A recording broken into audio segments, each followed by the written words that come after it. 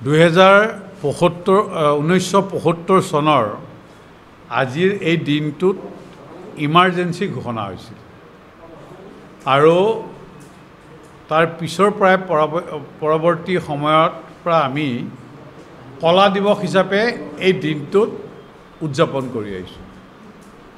আজিও ভাৰতীয় জনতা পাৰ্টিক ৰাজ্যিক সভাপতিৰ নিৰ্দেশ মৰ্মে মোক ইয়াত এখন এই কলা দিৱসৰ সভাখনত মোক উপস্থিত থাকিবৰ বাবে নিৰ্দেশ দিয়ে আৰু সেই মৰ্মে আজি আমি সেই কথাবিলাক অকণমান কৰিছোঁ আৰু আমি দেখিবলৈ পাইছোঁ সেই সময়ত কংগ্ৰেছৰ যি স্থিতি আছিল আৰু আজিৰ যি স্থিতি তাত কোনো পাৰ্থক্য হোৱা নাই। সেই সময়ত গণতন্ত্ৰক কংগ্ৰেছে যেনেকৈ হত্যা কৰিছিল, একমাত্ৰ শাসনত বৰ্তি থকাৰ উদ্দেশ্যে তদানীন্তন প্ৰধানমন্ত্ৰী ইন্দিৰা গান্ধী ডাঙৰীয়াই 1975 চনৰ এই আজিৰ 25 জুন তাৰিখে ইমাৰ্জেঞ্চি ঘোষণা কৰিছিল। তেওঁৰ নিজৰ কেবিনেটৰ কলিগো গম পোৱা নাছিল, ৰাতি 12টা বজাত ঘোষণা কৰিছিল। পিছদিনা 26 তাৰিখেহে তেওঁৰ কেবিনেটৰ কলিগসকলে গম পায়। আজি আপুনি দেখিছে এইবাৰ নিৰ্বাচনত ৰাহুল গান্ধী ডাঙৰীয়াই খুব কনষ্টিটিউশ্যন জোকাৰি জোকাৰি কথা কৈ আছে। এই কনষ্টিটিউশ্যন, এই সংবিধান যদি হত্যা কৰিছে, সেয়া হত্যা কৰিছিল ইন্দিৰা গান্ধীয়ে। 5টা বিশেষ এমেণ্ডমেণ্ট কৰিছিল আৰু চবতকৈ ডেঞ্জাৰাছ এমেণ্ডমেণ্ট আছিল 42 এমেণ্ডমেণ্ট। এই কনষ্টিটিউশ্যনখন 75 বাৰ সলনি হৈছে, 75 টাইমছ এমেণ্ডমেণ্ট হৈছে। আমি আপকি বাৰ 400 পাৰ, আমি এটা টাৰ্গেট ধৰিছিলোঁ আৰু বিজেপি 370, যে ইয়াৰ আগৰবাৰ বিজেপিয়ে অকলে 303 পাইছিলোঁ আৰু আমি NDA আমি 343 পাইছিলোঁ। সেইটো আমি এইবাৰ 370 আৰু 400 এটা আমি টাৰ্গেট লৈছিলোঁ। কিন্তু আগতে যেনেকৈ কংগ্ৰেছে সদায় অপপ্ৰচাৰ কৰিছিল, ঠিক তেনেধৰণে একেই অপপ্ৰচাৰেৰে যে এইবাৰ যদি আমি 400 পাৰ কৰোঁ তেতিয়াহ'লে আমি সংবিধানখন সলনি কৰিম। যোৱা 10টা বছৰে আমি এনেও সংবিধান ইচ্ছা কৰিলে সলনি কৰিব পাৰিলোঁ। সংবিধান যদি তোৰ মৰ কৰিছে, চবতকৈ বেছি কৰিছে কংগ্ৰেছ।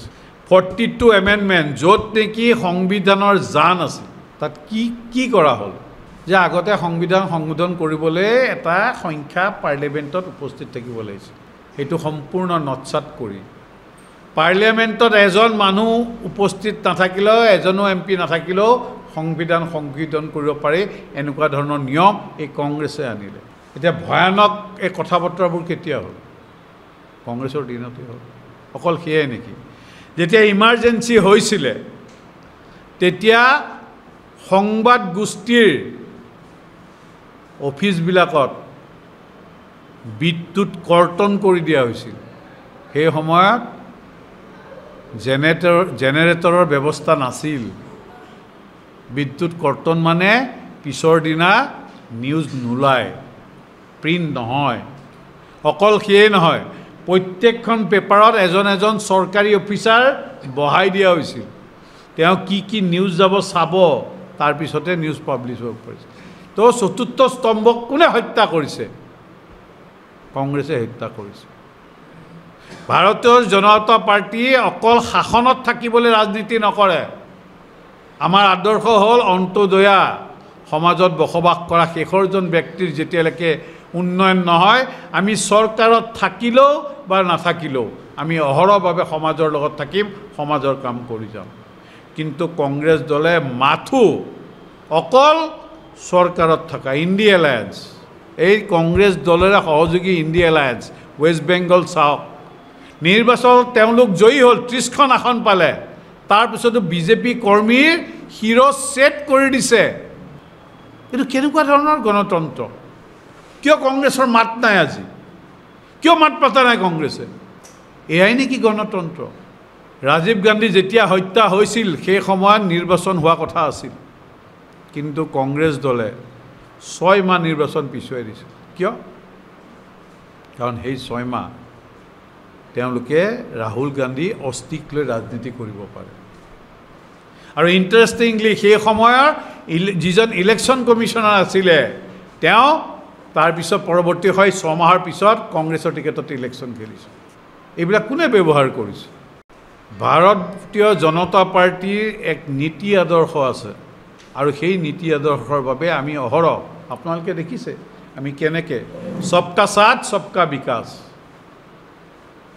আমি যেতিয়া কাৰোবাক স্কিম দিয়া হৈছে, কাৰোবাক বিকাশ কৰা হৈছে, তাত আমি ধৰ্ম চোৱা নাই, তাত আমি জাতি চোৱা নাই।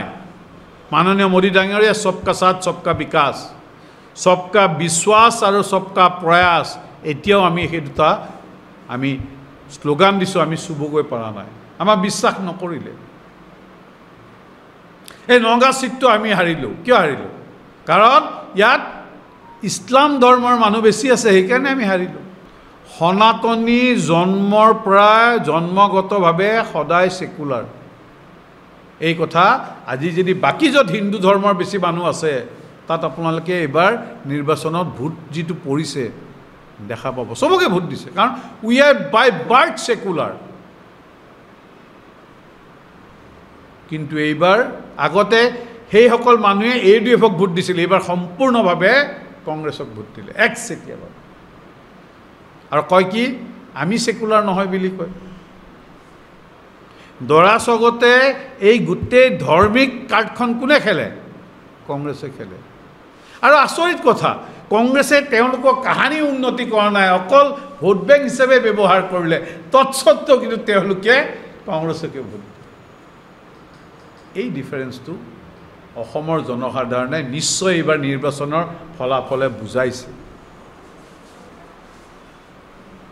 আজি যিমানবোৰ কথা তেওঁলোকে আমাৰ এগেইনষ্টত কৈ থাকে, তেওঁলোকে এক পৰিৱেশ আৰু প্ৰথমবাৰ নেকি হাৰি পেলাই তেওঁলোকে এনেকুৱা চেলিব্ৰেশ্যন কৰিছে।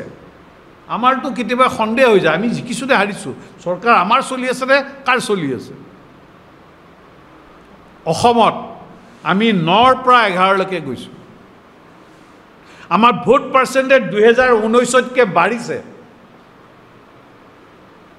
আমি 92টা চিটত 1 নম্বৰ পজিশ্যন আছোঁ। বিধানসভাৰ 92টা চিটত 1 নম্বৰ আমি পজিশ্যনত আছোঁ।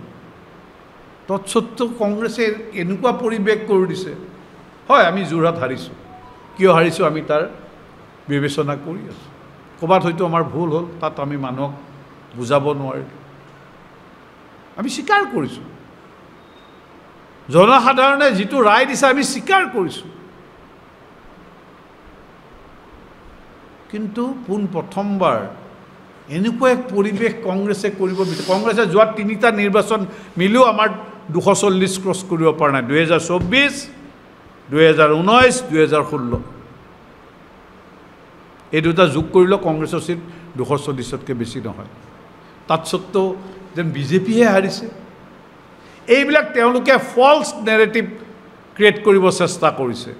অসমৰ জনসাধাৰণ আমি আৰু বহুত কৰিব লগা আছে, মই এইটো কোৱা নাই আমি চব কৰি সাং কৰি দিলোঁ। আমি অহৰহ মাননীয় মুখ্যমন্ত্ৰী ডক্টৰ হিমন্ত বিশ্ব শৰ্মাৰ নেতৃত্বত অসমত আৰু নৰেন্দ্ৰ মোদী ডাঙৰীয়াৰ নেতৃত্বত ভাৰতবৰ্ষই যেনেধৰণে আগবাঢ়িছে, আমাৰ যি ইচ্ছা আছে ভাৰতবৰ্ষ বিশ্বগুৰু আৰু অসমক ভাৰতবৰ্ষৰ 5খন ৰাজ্যৰ ভিতৰত এখন ৰাজ্যক উপনীত কৰাৰ বাবে, সেইটো নকৰালৈকে আমি অহৰহভাৱে কাম কৰি থাকিম। আৰু আমাক অসমৰ জনতাই এইবাৰো যথেষ্ট মৰম চেনেহ দিছে। 2019তকৈ 21তকৈ আমাৰ ভোট পাৰ্চেণ্টেজ যথেষ্ট বাঢ়িছে।